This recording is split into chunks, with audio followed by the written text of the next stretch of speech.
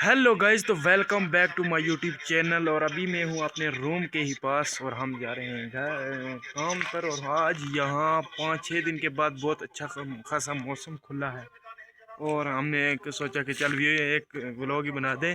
और बहुत खूबसूरत है और आपको हमें यहाँ का व्यू चेक भी कराऊंगा। और देखें आप, इतना खूबसूरत व्यू है, बहुत खूबसूरत। और आज हरियाली भी आ गई है, बहुत ज़्यादा बाहर आ गई है।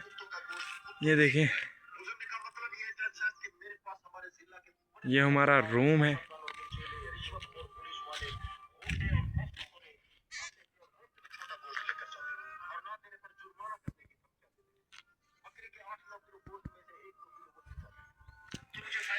और आपने हमारा व्यू तो चेक कर लिया होगा और बहुत खूबसूरत ही है। और कैसा लगा आप ज़रूर इसे शेयर कर, अच्छा लगा हो तो ज़रूर शेयर करना।